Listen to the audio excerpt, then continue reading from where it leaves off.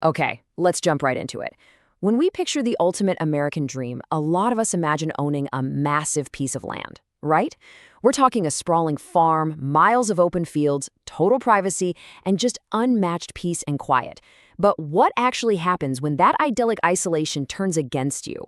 In today's Explainer, we're going to dive into three entirely true, first-hand accounts of rural trespassing. And honestly, these stories prove just how fast the dream of farm life can mutate into a total nightmare when help is literally miles and miles away. We're going to break down exactly how these isolated farmers survived their darkest nights. I want you to really put yourself in this scenario for a second. What actually happens when your closest neighbor is half a mile down the road and a 911 dispatch is hugely delayed just by the sheer geography of where you live?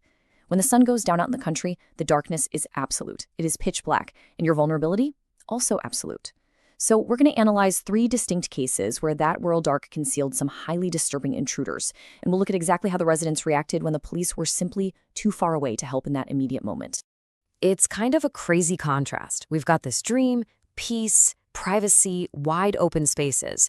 It's exactly what draws people out to the country in the first place.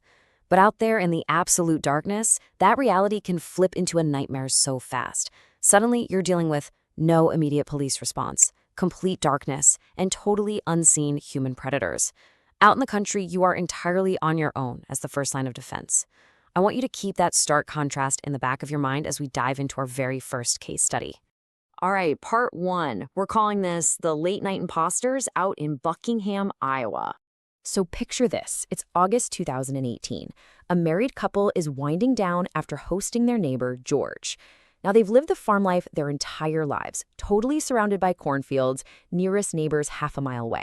It's a slightly rainy night. They have George and his wife over. They're having drinks, playing board games. They all get a bit buzzed, having a great time. At around 11 p.m., George heads home.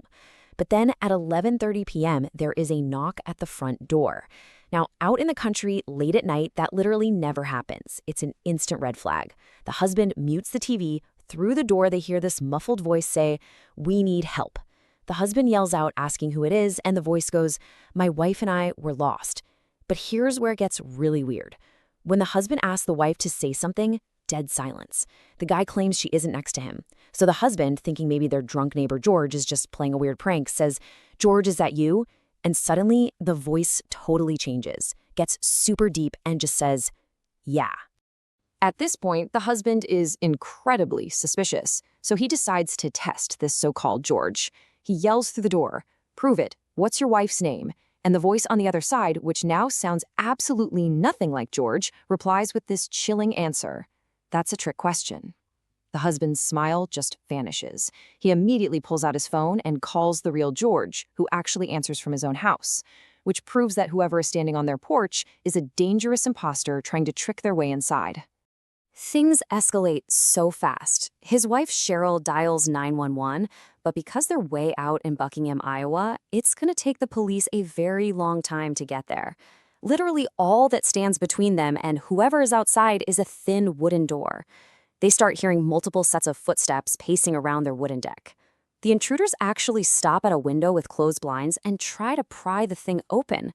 Cheryl starts screaming at them, and the husband yells out that he has a shotgun, meanwhile realizing he has to sprint upstairs to actually grab it from the closet. The whole terrifying ordeal only ends when the real George pulls up in his truck with his own shotgun, which scares the intruders off into the dark before the police finally arrive to do a scan of the property. The big takeaway for this couple? They realized right then and there they desperately needed high-tech security cameras, something they hadn't even thought about before that night. Okay, moving on to part two. The cornfield ritual. This is quite literally a farm sitter's nightmare. So it's the summer of 2018. A young guy is getting paid to farm sit while his grandparents are out of town. He's totally alone, just chilling in the living room watching TV, when he hears this weird noise coming from the cornfield. At first, he just brushes it off, figures it's a deer or something. But then, the auditory cues of the farm tell him something is seriously wrong.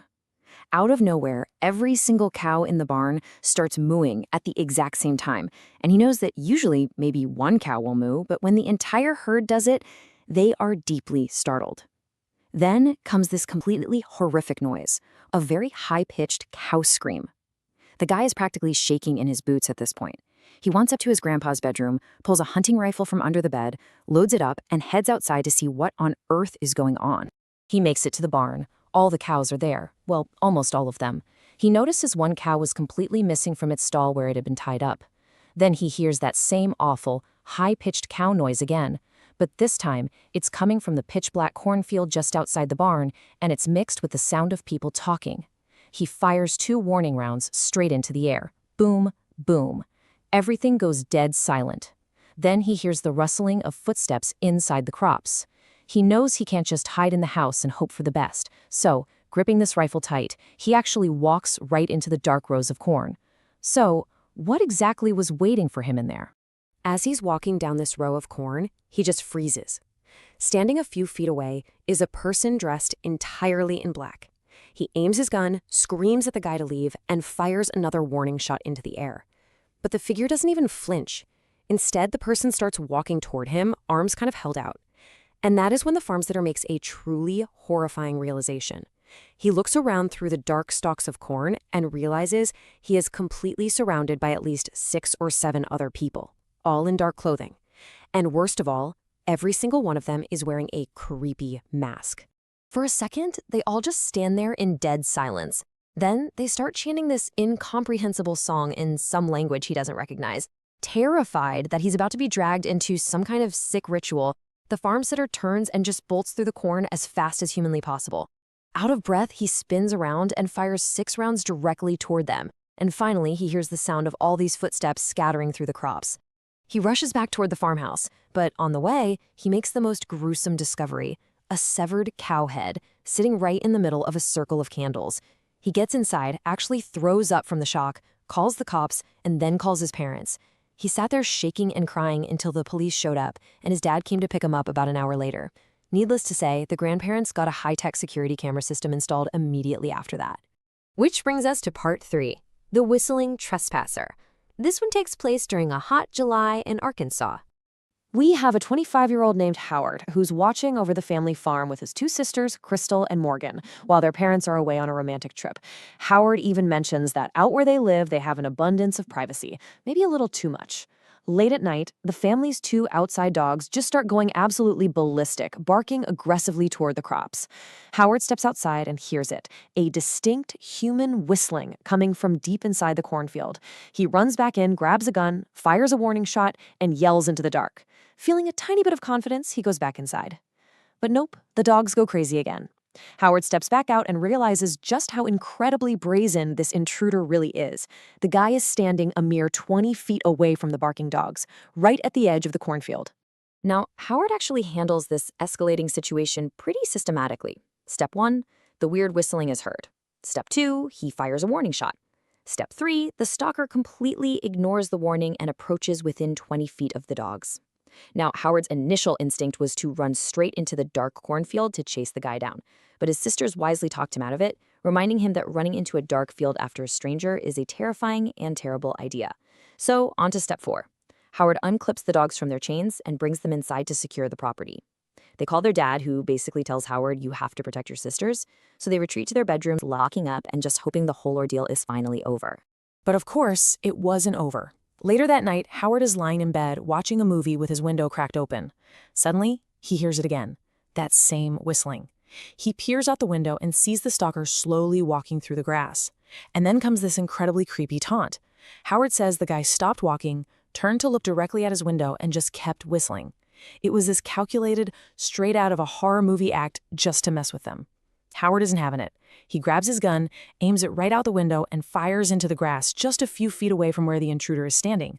That finally shatters the stalker's weird confidence, and the guy sprints off toward the front of the house, never to be seen again. All right, part 4, surviving the rural dark. Let's talk about the actual lessons learned from all this. So we've walked through these 3 deeply unsettling encounters. What is the real cost of that extreme privacy? And what does it actually take to survive it? Looking at Buckingham, the grandparents' farm, and the Arkansas property, some very clear patterns jump out.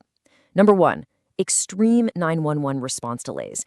In every single story, law enforcement was just too far away to provide any immediate help. Number 2, absolute reliance on personal firearms. Out in the country, self-reliance isn't just some abstract idea. It is quite literally your only immediate defense.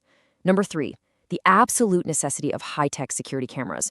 In the first 2 stories, the victims explicitly pointed out that surviving the event forced them to install camera systems right away. And finally, number 4, hypervigilance to auditory cues. Whether it's a muffled voice, a screaming cow, or human whistling, survival out there means you constantly have to be listening to the dark. So I want to leave you with a provocative thought as we wrap up this explainer today. Is the peace and quiet of extreme isolation really worth the terrifying vulnerability of the dark? Look, we all love the idea of a quiet, private life, but as these 3 first-hand stories absolutely prove, when your closest neighbor is half a mile away and the police are delayed by distance, the American farming dream can hide some deeply isolated nightmares. Just something to think about the next time you dream of moving far, far away from civilization. Thanks so much for joining me for this explainer. Stay safe out there and keep your ears to the dark. Catch you next time.